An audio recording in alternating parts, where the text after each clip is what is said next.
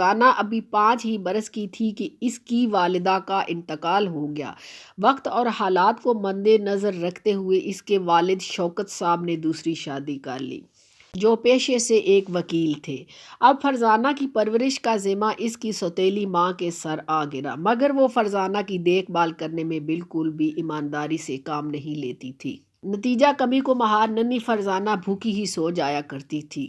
شوکت صاحب بھی سب کچھ بھول کر اپنی وکالت میں مشغول رہنے لگے اور یہاں سوتیلی ماں کے ظلم و ستم سہتے سہتے ننھی فرزانہ بالکل کھوکھلی ہو چکی تھی۔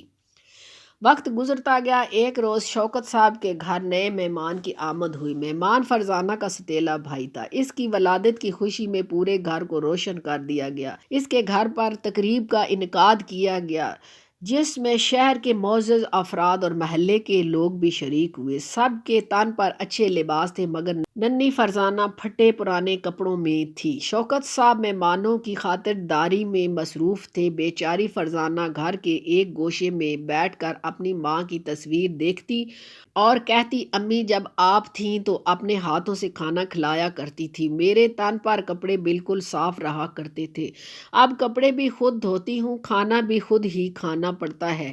امی آپ مجھے چھوڑ کر کہاں چلی گئی؟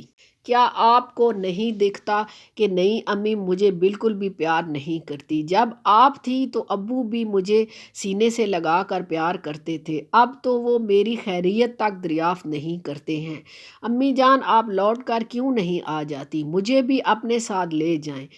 ماں کی تصویر سے لپٹ کر ننھی فرزانہ پھوٹ پھوٹ کر رو رہی تھی کہ ادھر سبھی لوگ بچے کی آمد کی خوشیاں منا رہے تھے۔ کسی کو ننھی فرزانہ کی پرواہ نہیں تھی، حتیٰ کہ شوکت صاحب کو بھی نہیں۔ بہرحال اب سبھی کھانے سے فارغ ہو کر اپنے گھر کو لوٹ چکے تھے۔ فرزانہ کل کی طرح آج کی شب بھی اپنی ماں کی تصویر سے لپٹ کر بھوکی ہی سو چکی تھی۔ صبح ہوتے ہی رونق کی آوازیں بجلی جیسی کڑکی، ارے فرزانہ کہاں مر گئی؟ ابھی آئی امی، فرزانہ نے کہا۔ مری ہوئی ماں کی بدبخت بیٹی، گھر کون صاف کرے گا؟ غصہ نہ کریں امی، ابھی صاف کر دیتی ہوں۔ فرزانہ اپنے ننھے ننھے ہاتھوں سے گھر کی صفائی کرنے لگی۔ ابھی آدھے گھر کی بھی صفائی نہیں ہوئی تھی کہ گرج کر، ارے فرزانہ ایک گھر کی صفائی کرنے میں اتنا وقت لگاتی ہے، کام چور کہیں کی، ایک بھی کام ڈھنگ سے نہیں کرتی، چل جلدی کر ورنہ تیری کھال ادھیڑ دوں گی۔ ابھی سارے برتن بھی صاف کرنے ہیں۔ کل رات سے بھوک سے یہ کیفیت تھی کہ ننھی فرزانہ کا چلنا بھی دشوار تھا، مگر سوتیلی ماں کے خوف سے بمشکل گھر کی صفائی مکمل کر پائی۔ اب ذرا کچھ کھا لوں تب برتن صاف کروں گی، اس نے دل میں سوچا۔ جیسے ہی باورچی خانے میں قدم رکھا تو وہاں پر کھانے کی کوئی چیز نہ تھی۔ بھوک سے ننھی فرزانہ کی حالت بالکل نازک ہوتی جا رہی تھی۔ اس نے رونق سے کہا، امی بہت بھوکی ہوں، کچھ کھانے کو دیجیے۔ رونق غصے میں آ کر، ارے مری ہوئی ماں کی کمبخت بیٹی، کام کرنے سے پہلے ہی تجھے بھوک لگ جاتی ہے۔ اتنا کہہ کر انہوں نے 2-4 تھپڑ رسید کر دیے۔ فرزانہ کے وہ ننھے رخسار جس پر کبھی اس کی ماں پیار سے بوسہ لیتی تھی، پہلی بار اس کے رخسار پر سخت تھپڑ مارا گیا تھا۔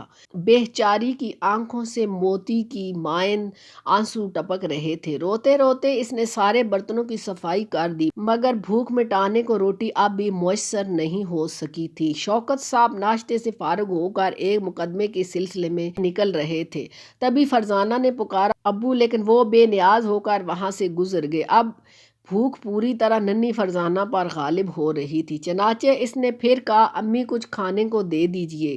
رونق پھر 2 تھپڑ رسید کرتے ہوئے بولی، چل ہٹ، دور ہو جا میری نظروں سے، آج نہ دوں گی تجھے کھانا۔ صبح سے دوپہر ہو گئی، پھر بھی بیچاری کو کھانا نہ ملا۔ بھوک کا غلبہ دور کرنے کی خاطر اسے پانی کا سہارا لینا پڑتا تھا۔ دوپہر سے شام اور شام سے رات ہو گئی، مگر اب بھی فرزانہ کو روٹی میسر نہ ہوئی۔ 2 بار کھانا مانگنے کے سبب ننھی فرزانہ کو مار کھانی پڑی تھی۔ اب وہ قوت اس بچی میں نہ تھی کہ وہ اپنی سوتیلی ماں سے کھانا مانگتی۔ سبھی رات کا کھانا کھا کر سو چکے تھے۔ جب صبح سب کی آنکھیں کھلی، پوری بستی میں ہنگامہ ہو گیا کہ ایک قبر پر چھوٹی بچی کی لاش ملی ہے۔ لوگوں نے جا کر جب اس بچی کو دیکھا تو وہ حیران رہ گئے۔ وہ لاش فرزانہ کی تھی، جس نے بھوک سے تنگ آ کر اپنی ماں کی قبر پر دم توڑ دیا۔